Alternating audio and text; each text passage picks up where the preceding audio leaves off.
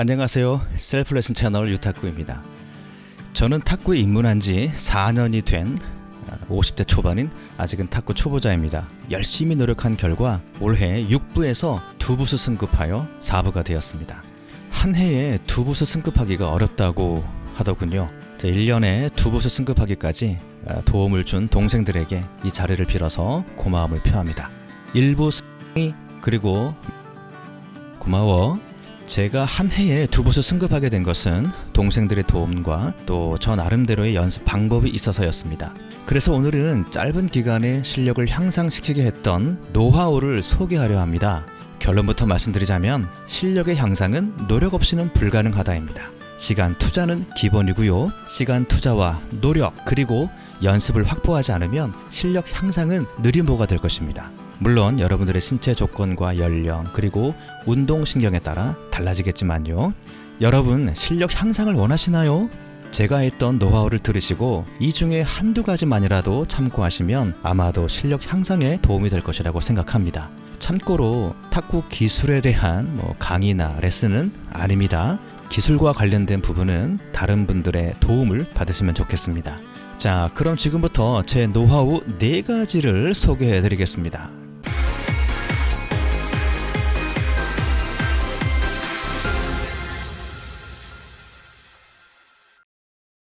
첫 번째, 생각도 레슨하라.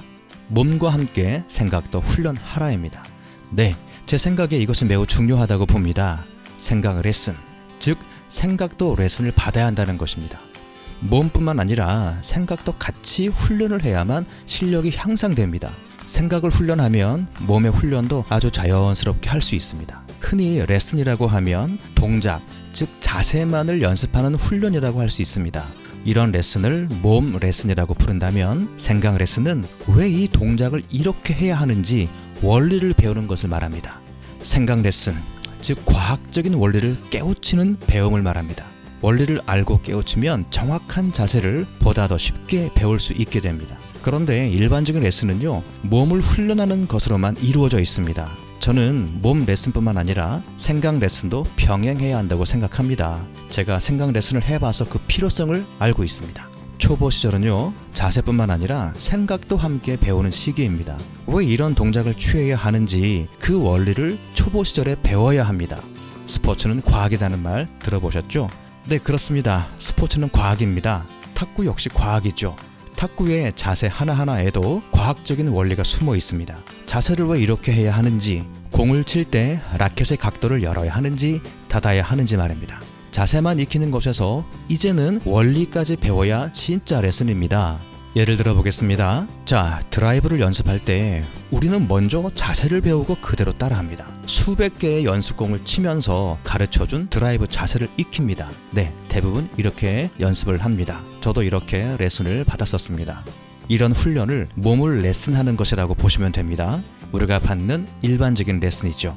그런데 여기에 생각 레슨을 하나 더 추가해야 합니다.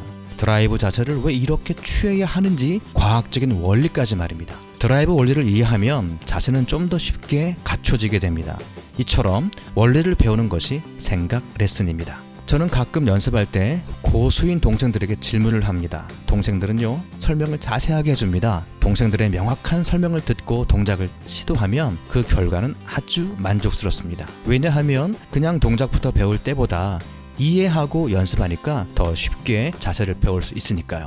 그리고 실수를 할 경우에는 자세 탓을 먼저 하기보다 무엇이 잘못되었을까 하는 원인 분석을 하게 됩니다. 연구를 하는 거죠. 실수가 많은 자세에 대해 동생들에게 물어서 원인 분석을 합니다. 동생들의 설명을 들으면 실수한 이유를 찾을 수가 있게 됩니다. 실수한 이유를 분석하고 자세를 취하면 확연히 실수가 줄어듭니다. 예전에는 자세 교정부터 하려 했는데 지금은 왜 실수를 하게 되었는지 그 원인을 분석한 후 자세 교정을 하려 합니다. 원인을 찾으면 자세가 쉽게 교정되니까요. 이것이 바로 생각 레슨입니다. 여러분 혹시 레슨을 받고 계신가요? 레슨 시간이 짧다 보니까 대화하는 시간이 아까우시죠? 그래서 자세 배우는 시간으로 다 써버릴 것입니다. 시간이 아깝더라도 코치님께 원리를 듣고 자세를 배우는 것이 어떨까 싶습니다.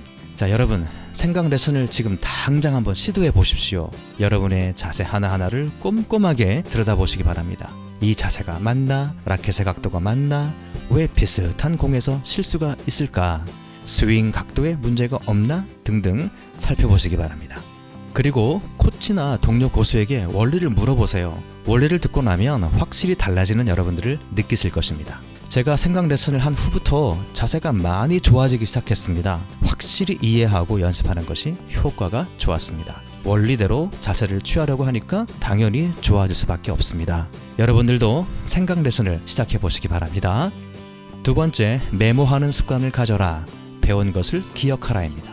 몸은 기억력에 지배당합니다. 머리에서 잊어버리면 몸도 잊어버리게 됩니다. 기억하지 않으면 배운 기술도 무뎌지는 법입니다. 네, 맞습니다. 생각이 몸보다 우선입니다. 그래서 레슨을 받거나 새로운 자세를 배우면 꼭 기억해야 합니다. 탁구장 문을 나가는 순간 오늘 있었던 모든 것을 잊기 쉽습니다. 저도 그랬으니까요. 열심히 연습하고 땀 흘리고 배웠는데 탁구장을 떠날 때에는 새까맣게 잊어버립니다. 다음날 다시 탁구장에 올 때까지 단 한 번도 떠올리거나 기억하지 못합니다. 나이가 들어선지 요즘은 더 자주 잊어버리곤 합니다. 무엇을 배웠는지 어떤 설명을 들었는지 기억이 나질 않습니다. 이것이 무슨 말이냐면요, 실력이 하루살이라는 소리입니다. 하루가 지나면 내 몸에서 사라지고 만다는 거죠. 결국 실력 향상이 안 되고 있다는 말이죠. 그래서 작년부터는 메모해 놓기 시작했습니다. 레슨이든 게임에서든 연습에서든 탁구장에서 무엇인가 깨달은 것이 있으면 메모해 놓기 시작했습니다. 메모한 것만 훑어보더라도 기억이 되살아납니다. 신기한 것은요, 기억이 나면 그때 배웠던 자세들이 몸에서 되살아나는 것입니다. 기억하면 몸이 반응하는 것을 깨달았습니다. 자, 예를 들어 보겠습니다. 저는 백이 롱핀풀입니다. 간혹 상대방의 그 뜬 공을 스매시할 때가 있습니다. 아주 멋지게 성공할 경우가 있습니다. 그러면 그때 그 자세를 기억해서 메모해 놓습니다. 자, 어떻게 메모해 놓냐면요, 왼쪽 어깨에서 네트 위쪽으로 팔을 쭉 뻗으면서 임팩트, 라켓 각도를 끝에서 접지 말고 살려둠, 팔을 끝에서 내리지 말라, 너무 뒤에서 스매시하지 말라, 테이블 쪽으로 몸을 이동하면서 임팩트, 이런 식으로 기록해 둡니다. 시간이 될 때 메모한 것을 뒤적거리면 그날 경기하였던 것이 생각이 나고 취했던 자세가 또렷하게 생각이 납니다. 기억이 나는 거죠. 메모한 것을 보고 탁구장에 가면 예전과 달라진 모습을 느끼게 됩니다. 머리에서 기억하면 몸은 기억한 대로 반응하기 때문이죠. 여러분, 레슨 받은 후 집에 귀가해서요, 오늘 배운 내용을 간단하게 메모해 놓으십시오. 코치님이 하신 말들, 잘못 취한 자세들, 정확한 자세 등을 적어 보십시오. 그리고 탁구장에 가기 전에 훑어보십시오. 그러면 성장되어 있는 여러분의 모습을 보게 될 것입니다. 세 번째입니다. 반복을 멈추면 초보에 머문다. 반복할 수 있는 시간을 확보하라. 흐트러지는 것은 한순간, 한번 흐트러진 자세는 어렵게 돌아온다입니다. 네, 맞습니다. 반복이 없는 운동은 존재하지 않죠. 반복 연습하지 않으면 배운 것도 금방 흐트러지게 됩니다. 운동이나 학문이나 반복에 대한 중요성은 비슷한 것 같습니다. 바로 복습의 중요성이죠. 지식은 여러 번 복습할 때 비로소 내 지식이 되는 법입니다. 운동 역시 지식과 마찬가지죠. 반복 연습하지 않으면 동작은 내 것이 되지 않습니다. 제 아무리 뛰어난 코치님께 레슨을 받을지라도 복습하지 않으면 내 것이 될 수 없습니다. 제가 복습이 조금 약합니다. 배운 자세를 자주 연습하지 못하다 보니까 어느 순간 잊어먹게 됩니다. 그러면 배우기 전 모습으로 돌아가 있는 저를 발견합니다. 그러면 다시 연습해서 배웁니다. 또 복습하지 않습니다. 그러면 또 자세를 잊어먹습니다. 이것을 계속 반복해 왔더라고요. 그러니까 실력 향상이 더딘 것이죠. 그래서 결심을 했습니다. 한번 배운 자세는 잊지 말자. 계속 반복하자. 이렇게 말입니다. 그 후부터 서서히 자세가 올바르게 갖춰지기 시작했습니다. 자세가 좋아지니까 당연히 실력이 좋아지는 거죠. 저는 탁구장에서만 연습하지 않았습니다. 평상시에도 기회가 되면 자세를 취하면서 반복했습니다. 직장에서 말이죠. 반복하지 않으면 내 자세가 되지 않으니까요. 자, 여러분들도 하나 배우면 계속 몸에 뵐 때까지 무한 반복 연습해 보십시오. 효과를 느끼실 것입니다. 마지막 네 번째입니다. 공을 끝까지 보면서 기다려야 합니다. 급하면 체하는 법이죠. 네, 맞습니다. 공은요, 서둘러서 치면 실수가 많은 법입니다. 조금 더 기다린 후에 타구하기 제일 좋은 위치에서 스윙을 해야 합니다. 대부분 급하다 보니까 기다리지 못하고 서둘러서 스윙을 합니다. 타구하기 제일 좋은 위치를 놓치게 되는 거죠. 당연히 실수가 나고 자세도 엉성하게 바뀌게 됩니다. 제가 경기할 때 고수 동생들이 코치를 가끔 해줄 때가 있습니다. 많이 듣는 말이 형 조금 더 기다려 입니다. 형 조금만 더 기다려. 네, 기다려 이런 말을 많이 해줍니다. 여러분들도 많이 듣는 말이죠. 초보자님들께서 배우실 것은요, 공을 기다리는 것입니다. 공이 여러분 몸에 닿을 때까지 한번 기다려 보십시오. 일부러 맞아 보십시오. 이렇게 몸에 맞아보면 그동안 공을 기다리지 못하고 급하게 스윙해 왔음을 느끼게 될 것입니다. 저는 그래서 제 스스로에게 말합니다. 30cm만 더 기다리자. 조금만 더 기다리자. 이렇게 말입니다. 왜냐하면 공을 좀 더 기다렸다가 치는 자세를 익히려고 하는 것이죠. 제가 실력이 향상된 이유 중 하나가 공을 끝까지 보면서 기다리게 된 것입니다. 기다리니까 실수가 줄어들게 되더군요. 기다리니까 자세를 취할 여유가 생겼습니다. 기다리니까 공격할 수 있게 되었습니다. 이것은 저의 경험입니다. 모두가 다 그렇다는 말은 아닙니다. 초보님들의 공은 고수보다 훨씬 느립니다. 그래서요, 공을 끝까지 볼 수 있습니다.